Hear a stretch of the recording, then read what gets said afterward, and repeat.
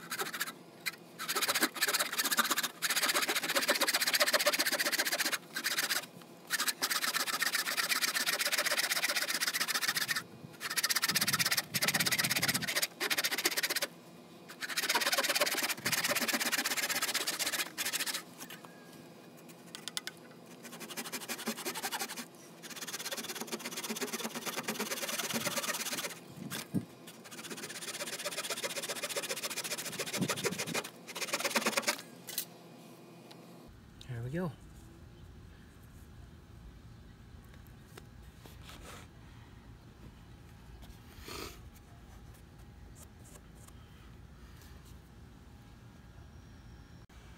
Got my first piece of decking laid out.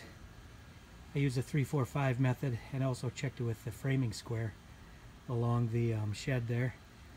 Come out here to the patio, and I've got a I want to lay a long 2x4 along this sleeper so I get a nice transition along here instead of having the butt cuts right along here. The end grain will have the end grain in here. So I've got this laid down, and since it's a 2x4 and I've got a 2x6 here, I've got to make a kind of a, I don't know, it's going to be a different angle because it's not a full 45. It will be less than that, and I want it to be a miter. And I've also got to inset, since it's a 2x4 and a 2x6 coming together. So I'll go ahead and I'll get that laid out here.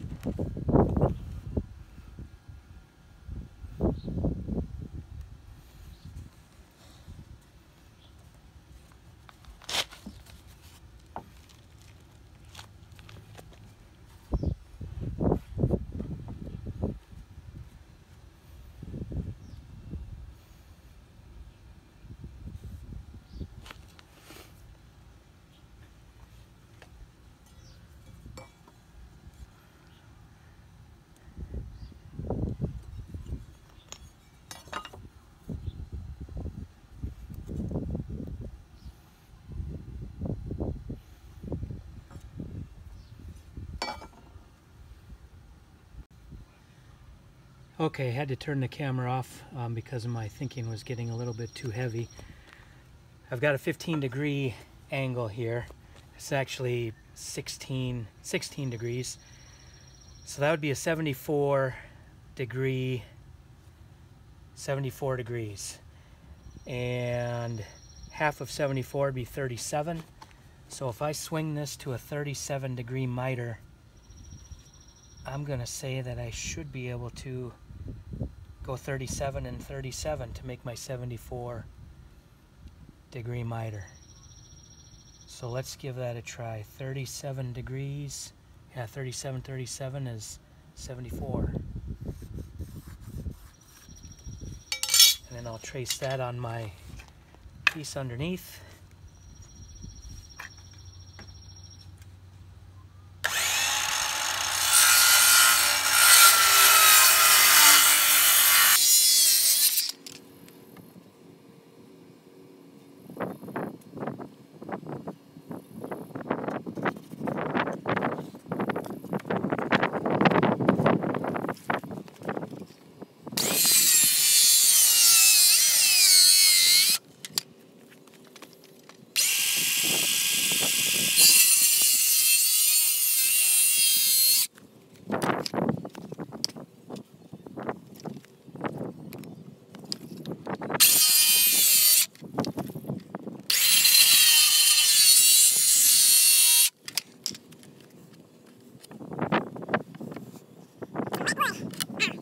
That is wet.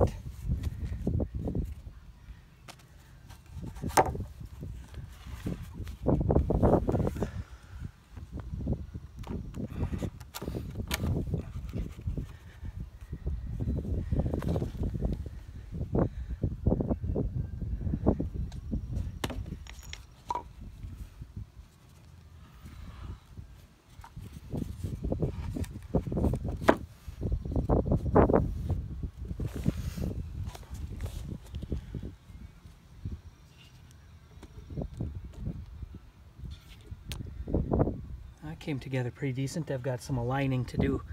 This will close up a little bit, but I think that's the cut we were looking for. I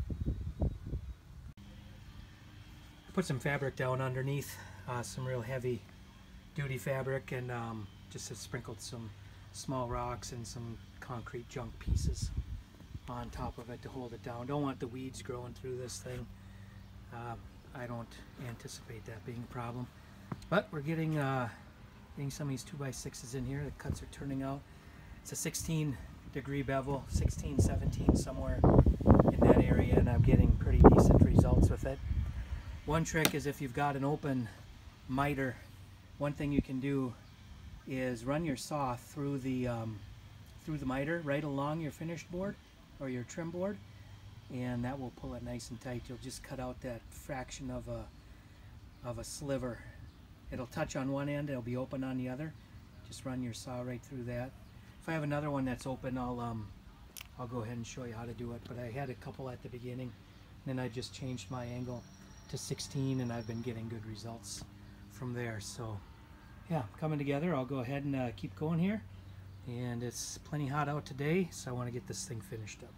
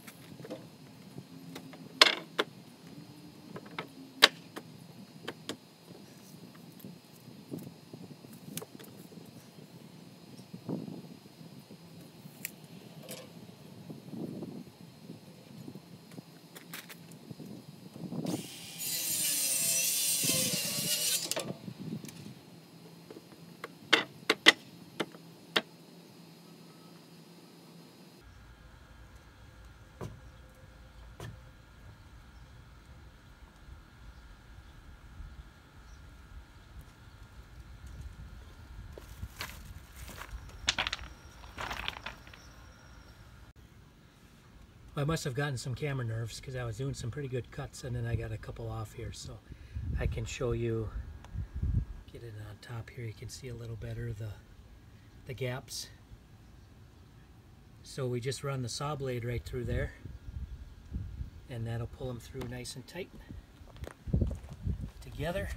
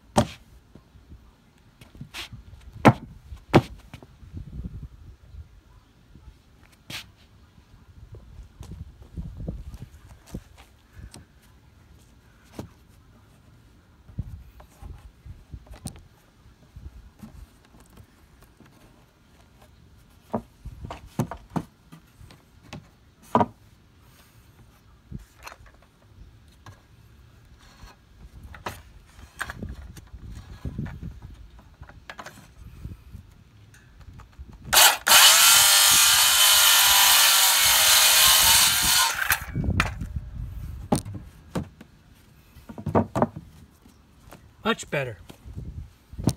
So you want to be careful when you're running your saw so you don't bring it into this next board. I've made that mistake. Then you're just widening the gap on this next board. So if you stop short, you've got to take that nub out. That looks pretty good.